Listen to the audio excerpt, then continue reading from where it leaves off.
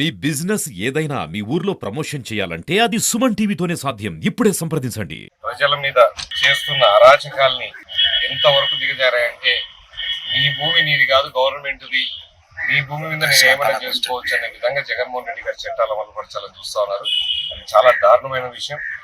ఈ land titling act రద్దు చేయాలి అని చెప్పేసి దాన్ని ఆచరపరచద్దండి, 2023లోనే చట్టం తెచ్చామని చెప్పి వాళ్ళు చెప్తుంటే దాన్ని ఆచరపరచద్దని ఆపండి, వెంటనే మా ప్రభుత్వం వస్తుంది, దాన్ని అలాగే ఎలాగో రద్దు చేస్తామని చెప్పి ఎంఆర్ఓ గారికి ఇక్కడ రిప్రజెంటేషన్ చేయడం జరిగింది. అంటే దాని మీద పూర్తిగా పరిశీలన తెలియకుండా ఈ చీకటి జీవోల్లో ఇదొక జీవో లాగా మెల్లమెల్లగా బయటపడతా ఉన్నాయి. ఎలా ఎందుకు ఇది అన్యాయం అని అంటే, ఎవరినైనా కామన్ పర్సన్ జనరల్ గా టీఆర్ఓలుగా పెడతారంట. రేపు వాళ్ళు ఏదైనా రైజ్ చేసి డిస్ప్యూట్ రిజిస్టర్ కింద పెడితే నువ్వు కోర్టుకు పోయేదానికి కూడా లేదు, ఇక్కడ ఉన్నోళ్ళే పరిష్కరించాలి. అంటే నీ ఏదైనా హక్కు ఉందని పోరాడడానికి న్యాయ వ్యవస్థలకు పోవడానికి అవసరం లేదు.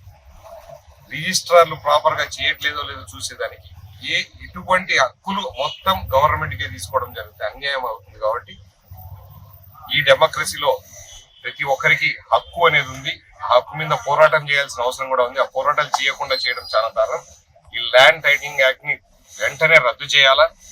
రద్దు చేసి ఎలాగో తెలుగుదేశం ప్రభుత్వం వస్తుంది, మేము చేస్తాం. ఆయన రెండో సంతకమే చంద్రబాబు నాయుడు గారు దీని మీద పెడతారు కాబట్టి తప్పకుండా చేస్తాం. ఏ రాష్ట్రంలో కూడా బీజేపీ పాలించే రాష్ట్రాల్లో కూడా ఎక్కడ ఇంప్లిమెంట్ చేయడం, ఈయనకు అంత తొందరగా పెట్టి ఆయన ఫోటో పాస్బుక్ల మీద చూపించుకోవాలని చెప్పి ఒక దురుద్దేశంతో తప్ప ఇంకా వాళ్ళ మనుషులతో మిగిలిన భూములు ఏమన్నా ఉంటే కబ్జా చేయించుకోవడానికి. గవర్నమెంట్ భూములన్నీ అయిపోయినాయి, ఇంకా ప్రైవేట్ ఆస్తుల మీద పడాలా. ఎవరు ఇంకా ప్రపంచంలో ఎవడు బతకూడదు, ఎవడు ఆస్తులు వాడి దగ్గర ఉండకూడదు, అన్ని నా కంటైనర్ ఒక చాలా నీచమైన ఆలోచనతో ఉన్నారు ఆయన. ఇవన్నీ ప్రజలు బుద్ధి చెప్పాల్సిన అవసరం ఉంది.